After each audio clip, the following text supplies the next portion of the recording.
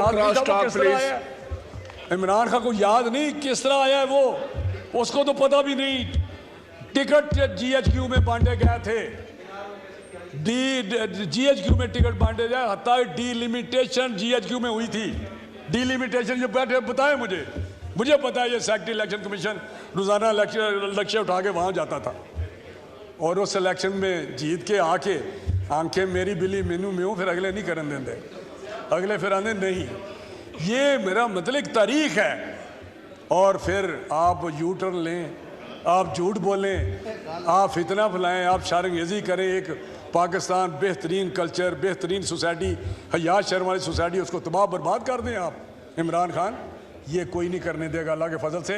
आप एक तारीख का हिस्सा बन चुके हैं। आप आज मैं कह रहा हूँ यहाँ आप कभी आपकी ज़िंदगी में प्राइम मिनिस्टर नहीं बन सकते, आप कभी भी नहीं बन सकते। ये नहीं हो सकता क्योंकि कोई पाकिस्तान दुश्मन प्राइम मिनिस्टर नहीं बन सकता। जो हुआ 4 साल वो तो खुदा का शुक्र है कि इन लोगों को होश आ गई तो उन्होंने उसको निकाल के बाहर किया। मुझे बताएं तकलीफ किस बात की है? क्या अदम एतमाद कॉन्स्टिट्यूशन में नहीं है? स्पीकर साहब, अदम एतमाद के लिए रिक्वायर्ड नंबर जो चाहिए था नहीं मिला।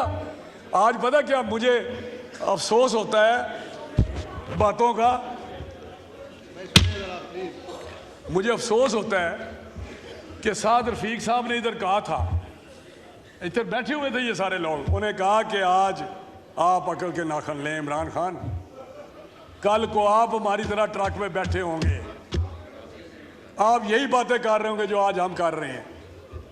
और कानून कुदरत है उसी चक्कर से गुजर रहा है, उन्हीं सड़कों पे धक्के खा रहा है जिस पे हम खा रहे थे।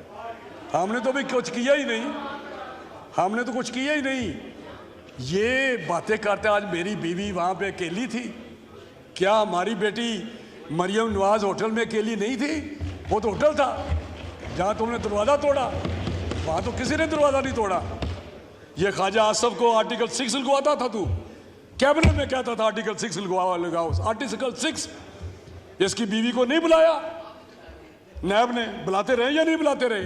तेरी बीवी उस्मान से उतरी हुई है जो भाग के तेरे साथ आई हुई है। कमाल है, तुमसे बड़े खानदान हैं ये। तुम तो एक करप्ट टैक्सियन के बेटे हो, तुम एक करप्ट टैक्सियन के बेटे हो। तुम्हें पता नहीं यूब खान के भुट्टो ने निकाला था करप्शन पे, 313 में निकाला था। तो ये कुछ अपने झांक के देखे अपने गिरेबान में कि तुम्हारी औकात क्या है, तुम किधर से आए हो, कौन तुम्हें ला रहा है? यूदी कल नामुल्ला नियाजी इसके सका रिश्तेदार है, टीवी पे कह रहा था कि मैं उसका मैं हमराज हूँ, मैं हमराज हूँ। उसका नामुल्ला कह रहा था, कहता नाइट्स क्लबों में मैं बताऊंगा ये किधर जाता था, मैं बताऊंगा कि वहाँ पे गोल्ड स्मिथ क्या करता था नाइट क्लब में, मैं बताऊंगा कि यूदी वहाँ किस तरह नाइट क्लबों में इसके साथ मिलते थे। ये नामुल्ला नियाजी का टीवी पे है, इंटरव्यू है उसका। तो अब तेरा पर्दा चाक हो रहा है, होगा, क्योंकि अब तेरी गुंजाइश नहीं है सियासत में। ये PTI को मैं कहता हूँ खुदा के लिए सही रास्ता अख्तियार करें।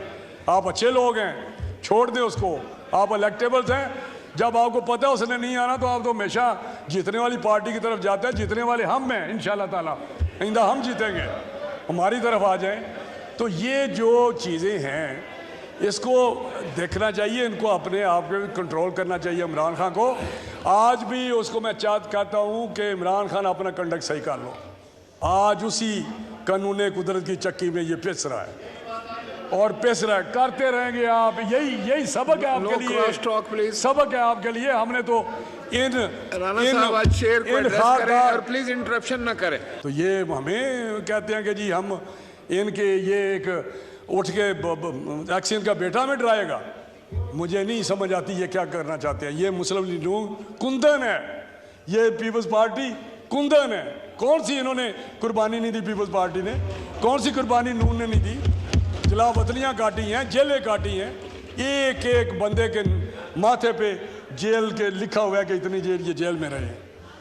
तो ये ऐसे नहीं है, आपकी एक तारीख है। तो ये PTI वाले अभी ये सारे एक अपॉर्चुनिस्ट ग्रुप पर अला हुआ है।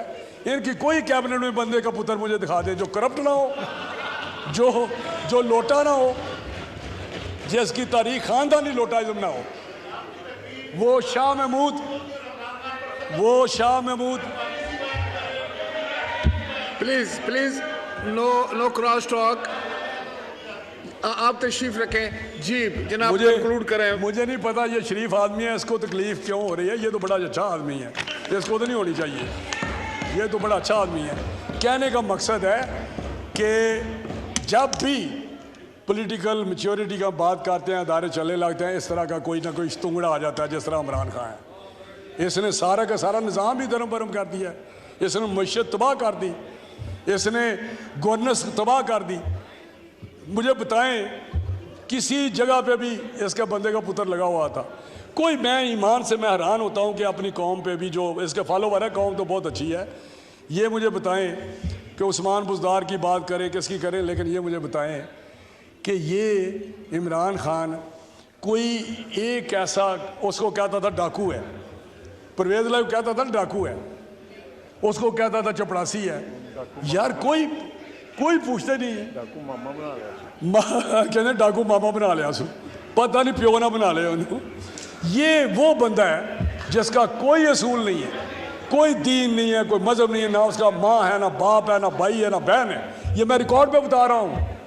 बाप इसका तरस के मर गया। एक शादी पे था, ऐसी बातें ख्वाजा साहब कहते हैं।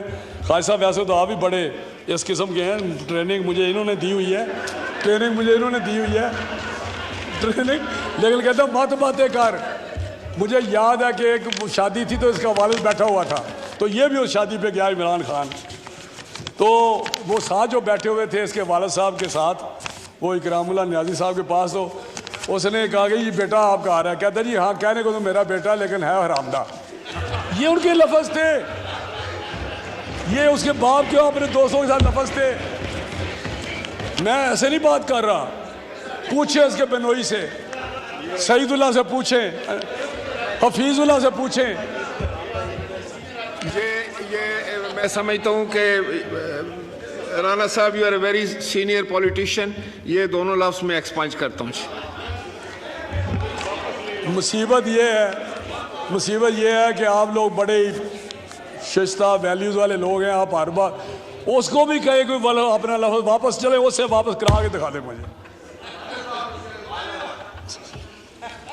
मुझे नहीं, मैं ऐसे नहीं कह रहा, मैं करैक्टर की रिफ्लेक्शन दे रहा हूँ, क्योंकि ये रिफ्लेक्शन है हर किसी की। देखे ना हर बंदा एक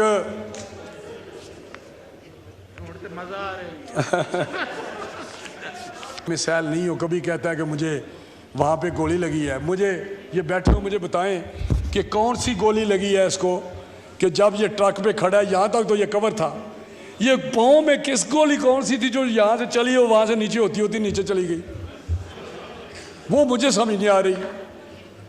वो दो लोग दिखाते हैं, ये बैठा हुआ है रेडी पे बैठा हुआ है, आगे टांग बांध के, तो परवेज अली दूसरी ये करके रेडी चला रहा है। देजा राय खुदा की कहते ने, देजा सखिया राय खुदा कोई। ये ड्रामेबाज हैं।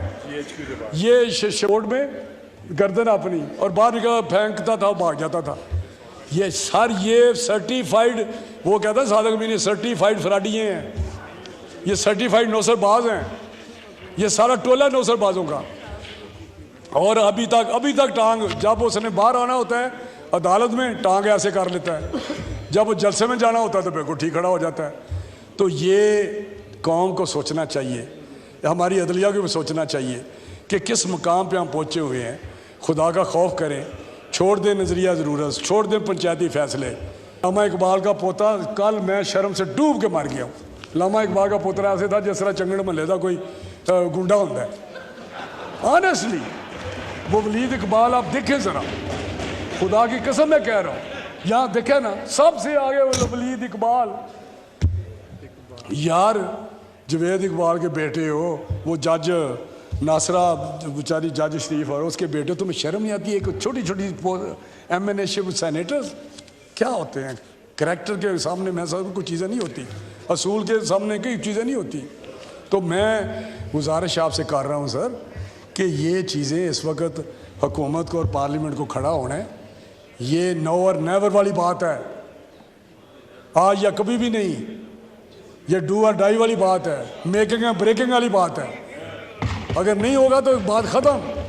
फिर मजलिस शूरा है, आते रहें, सिलेक्शन हो जाएगी। ये बड़े बड़े जागीरदार बैठे हुए हैं, ये सिलेक्ट हो जाएंगे शूरा में।